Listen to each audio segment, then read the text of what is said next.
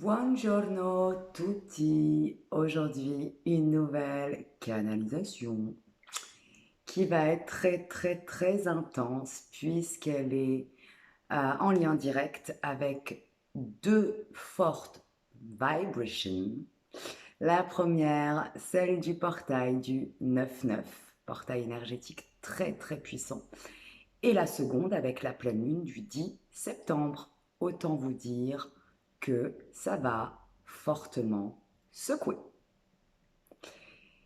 Je commence cette canalisation pour le collectif avec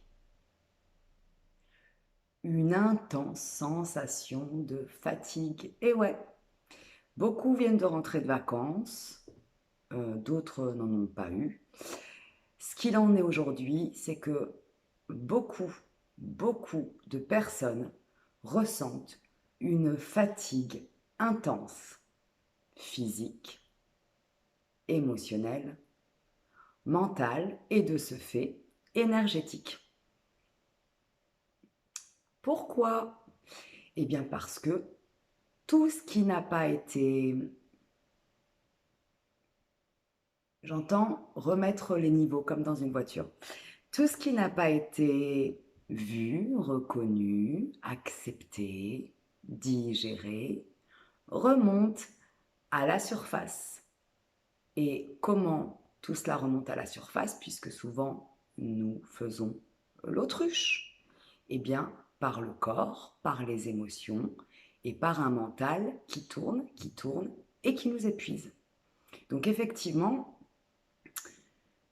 cette fatigue intense que nous traversons tous, parce que moi la première, je suis vraiment très fatiguée et pourtant on va dire que je suis assez sage dans mon quotidien en ce moment, mais je suis pourtant très fatiguée, donc c'est ok, c'est normal. C'est en lien avec le fait que tant que nous faisons l'autruche, eh bien, nous allons être secoués, bousculés et remis à l'endroit, aux endroits que nous n'avons pas envie de voir, toujours pour notre plus grand bien. Cette fatigue physique, cette fatigue mentale, cette fatigue émotionnelle et énergétique nous emmène à nous poser, à nous reposer. Alors, effectivement, c'est facile à dire, parce qu'on peut dormir, on peut prendre du temps pour soi, on peut. Mais si à l'intérieur, notre émotionnel, notre mental n'est pas observé et apaisé, nous allons continuer à nourrir cette fatigue. Nous allons continuer à nous épuiser.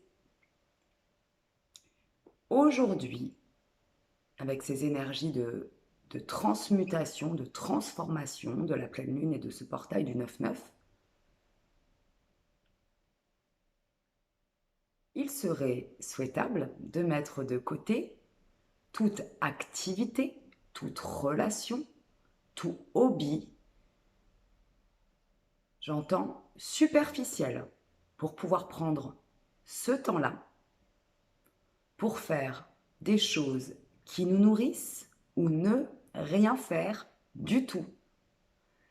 Et dans des moments où nous souhaitons nous poser et nous reposer, d'observer si nous continuons à alimenter à l'intérieur de nous de vieux schémas, de vieilles rancunes, de vieilles peurs, de vieilles croyances limitantes qui nous bloquent. Se reposer, c'est pas seulement dormir ou aller se faire une balade, c'est se reposer ici, avant tout. Ici, avant tout. Le repos est intérieur. À tous ceux qui traversent en ce moment des épisodes de grande fatigue, observez votre sommeil. Est-ce qu'il est réellement réparateur? Observez votre manière de vous nourrir. Quel type d'aliments ingérez-vous? Observez si certaines de vos addictions prennent le dessus sur le reste, que ce soit, j'entends, la nourriture industrielle, bien évidemment, les écrans, les relations toxiques, qui sont une des pires addictions, puisqu'elles sont souvent très subtiles, très... Oui, j'entends très subtiles. Une des plus grandes addictions de l'être humain, c'est l'addiction relationnelle toxique. Observez aussi,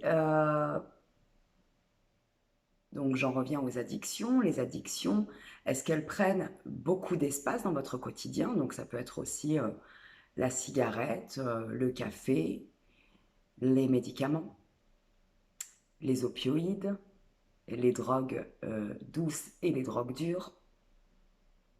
J'entends aussi les pensées, les obsessions addictives, c'est-à-dire tout ce qui tourne, tout ce qui rumine dans votre mental et qui vous bouffe de l'intérieur. Donc, si vous traversez un ou plusieurs épisodes de fatigue dans les jours et les semaines qui viennent, prenez un temps pour observer toute forme d'addiction que vous nourrissez. Sans vous juger, bien évidemment, mais surtout, beaucoup d'entre vous vont se rendre compte que sur 100% de leur temps au quotidien, j'entends 80% de leur temps, ils ne se nourrissent pas de belles et de bonnes vibrations, puisque tout a une vibration, et les addictions en ont bien évidemment une. Ça, c'est la première étape. Quand cette étape-là sera vraiment ancrée, vous allez passer à l'étape suivante qui est de faire donc de la place pour ce qui va réellement vous nourrir. Et j'entends, ce sont des choses très simples, bien plus simples que vous ne le croyez.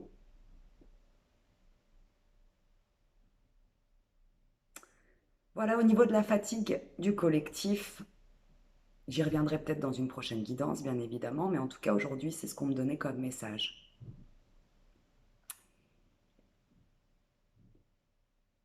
Beaucoup d'entre vous ont cultivé et continuent de cultiver aujourd'hui dans leur vie du drama. Ben ouais, hein, c'est tellement excitant, c'est tellement...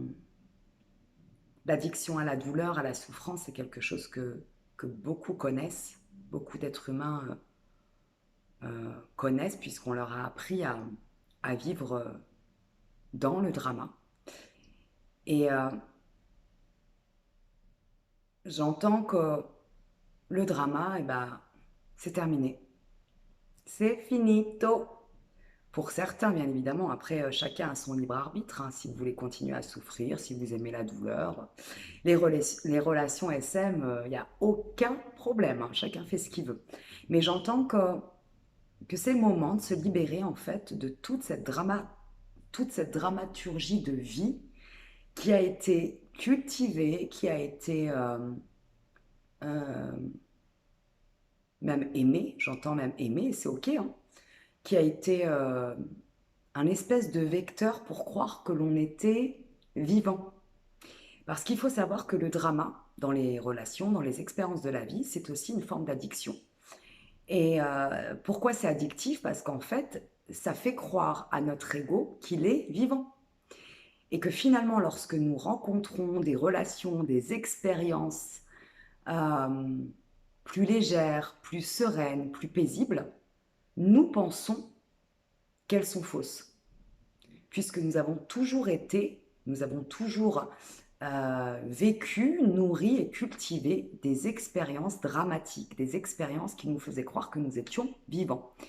Et Et j'entends observer quelle est la part de bourreau, de victime et de sauveur à l'intérieur de soi, puisque nous avons bien évidemment les trois, et comment remettre à sa place chacune de ces parts avec amour et fermeté, comme un petit enfant qui piquerait une crise. Il faut aussi de la fermeté, pas de l'agressivité, de la fermeté, pour enfin sortir à l'intérieur de soi de ce triangle dramatique et s'autoriser enfin, réapprendre enfin à créer à l'extérieur de soi des expériences plus harmonieuses, plus légères et beaucoup plus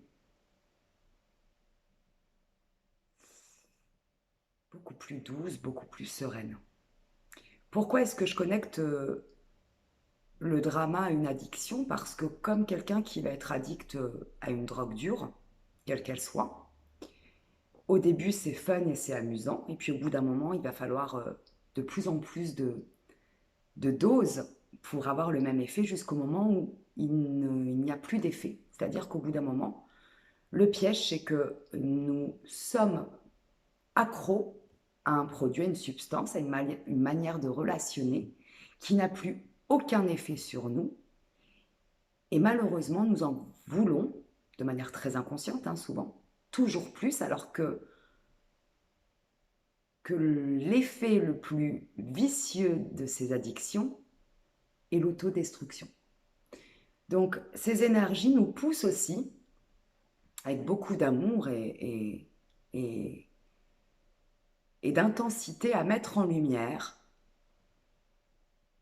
notre côté drama queen, drama king, j'entends. Sortir du drama n'est pas une chose aisée,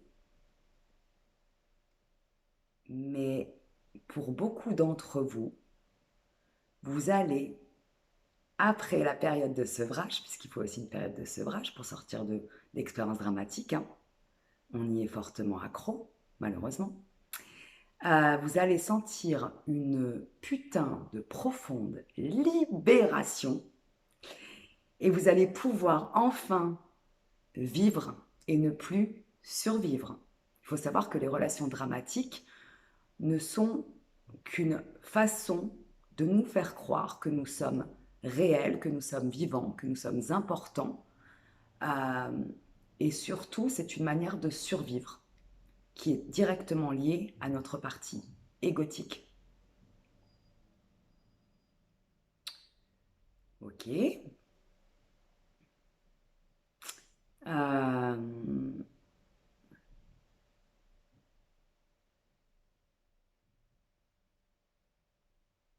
pour revenir au message sur la fatigue, beaucoup vont se sentir comme dans une forme de redescente. Bah, ça aussi, c'est assez connecté aux addictions. J'entends, c'est comme une grosse gueule de bois. Alors ici, il n'est absolument pas question de s'autoflageller ou de se culpabiliser.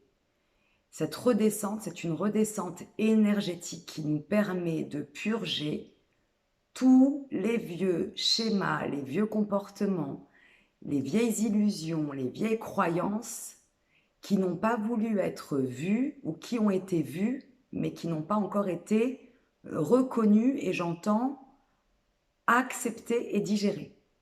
Donc, en lien avec cette fatigue physique, émotionnelle, etc., il y a une espèce de grosse gueule de bois énergétique qui nous tombe dessus. Acceptez-la. Vous avez voulu faire la fête, vous avez voulu picoler, acceptez-le. Vous n'allez pas vous autoflageller en plus. Par contre, cette espèce de gueule de bois, j'entends, elle va pouvoir, pour certains ou certaines, durer plusieurs semaines. Alors là, traversez-la avec le plus de sérénité possible, de confiance. Ne paniquez pas, ça va passer. Et j'entends aussi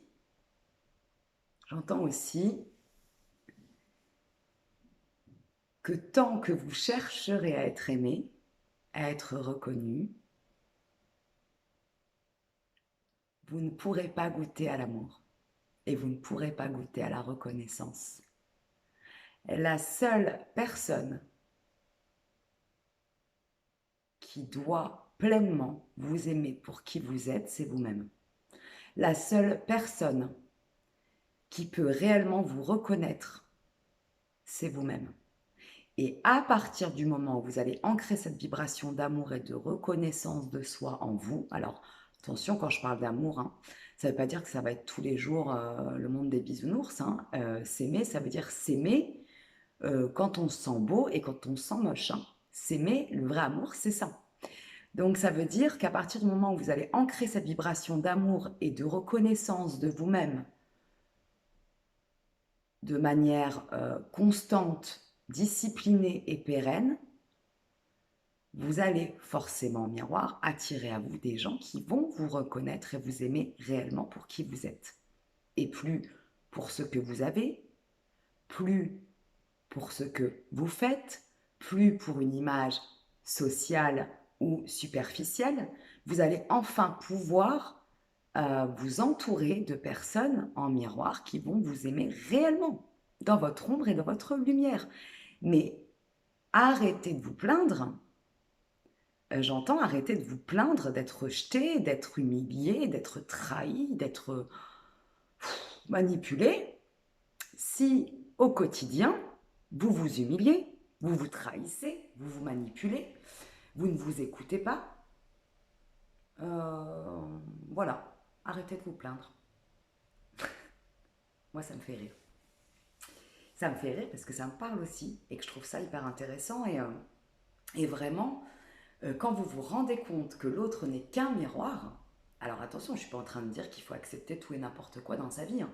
Mais de toute façon, à partir du moment où vous allez vraiment vous reconnecter à qui vous êtes, à la reconnaissance de votre ombre, de votre lumière, à vous accepter pleinement dans les deux et à vous aimer pleinement aussi dans les deux, vous n'allez plus laisser n'importe qui rentrer dans votre jardin, j'entends.